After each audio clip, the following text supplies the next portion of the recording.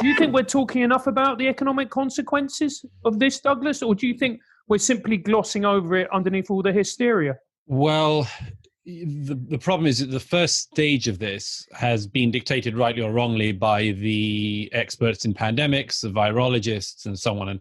And that's, of course, crucial. But there are other factors that are now clearly, unavoidably coming into play. And, we have this not easy question in our societies at the moment, which if we had good faith societies, good faith discussions, we could have a bit more openly in the general public. But I think broadly speaking, it comes down to, it's already clear that it comes down to what level of risk we're willing to take versus the economic hit that we're willing to put up with. And my worry is that for a lot of people, this moment we're in is like the moment of, the cartoon character who runs off the cliff. The legs are still spinning and he remains in air for the time being. But, no society can keep going, running up debt like this. The government can't be effectively employing half of the workforce or paying for half of the workforce. So that's what I worry about, and I don't know. It's an incredibly fine judgment call on behalf of governments and others. I'm just deeply alarmed by, I think there was a poll last week or the week before from YouGov saying that 28% of the British public don't want lockdown to end, even if the 5 conditions that the government has stipulated are met. And you think, well, how are we going to get back as a society? How are we going to reacquaint ourselves with the concept of the risk, which we're almost certainly going to have to reacquaint ourselves with? So some people just like to be confined and dominated by the government, I think, the 28% perhaps. But do you sense that... sorry to interrupt there, but and some people also like doing fuck all. But anyway, sorry. Carry on. No, that isn't a small consideration, of course. As I say, I mean, if your salary is basically being paid for, you don't have to go into the office anymore, and you've got, a nice house with a garden sort of thing.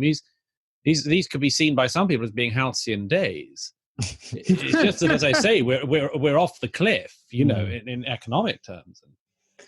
But coming back to that very point, Douglas, one of the things that I was wondering about is, do you think that this corona crisis has kind of exposed how human beings we're not wired to think of trade-offs? We just think, oh, I'm enjoying this now, therefore I won't necessarily look into the future. Or, these people are dying now, but I'll not even be able to think about the people who are going to die as a result of the measures we're taking now to keep these people safe. Like, we just don't seem to be able to process this idea that there are no good decisions anymore.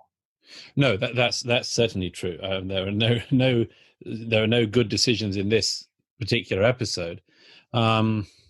I mean, one of the things that struck me first when this, I've not spent any part of my life thinking about pandemics before now. So, I'm wary of the people who present themselves as experts who also hadn't thought about pandemics until now. But, one of the things that struck me early on was, I was thinking about that extraordinary moment I've been reading a lot of Tolstoy in recent weeks, and I was thinking of one of the few works I'd read before all this, The Death of Ivan Ilyich, where there's an extraordinary moment where he thinks as he's dying, he thinks it reminds him of that time that he was on a train and thought his destination thought the train was going in one direction, and then realizes it wasn't. It was always going in the other direction. And I sort of felt something like that when this all began. It was the uncanny feeling of how on earth could something like this happen, followed by, no, this is the sort of thing that happens. This is history. This is how history feels. Things you totally discounted because they happened in the past happen in your time, and you have to reacquaint yourself with the concept. Though this is the direction in which we go. And you talk a lot in your previous 2 books that I've read about, so it seems that the West is in crisis almost when it comes to identity politics, and also when you discuss it in the Death of Europe. And it seems to me that people in the West, because I spent a lot of my time growing up in Venezuela, don't really understand what it's like when a society is in crisis and when a society is very, very near to the point of collapse. And I get quite anxious because you're looking around and you're thinking, this can't carry on forever. But it seems that we buried our heads in the sand. Do you think that's the case? Well, there's something I wrote about actually in The Strange Death of Europe, celebrated early 20th century Spanish philosopher, wrote a pretty famous book called The Tragic Sense of Life. And I speculated there that it was Western, particularly Western European, you could also say, of course, North American men and women who basically in the last 3/4 of a century lost the tragic sense of life, lost a particular understanding of how life can go.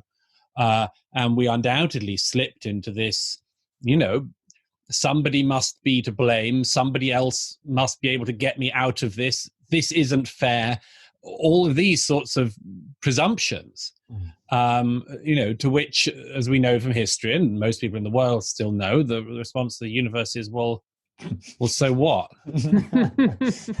What makes you think you're special? And I think we had lost that.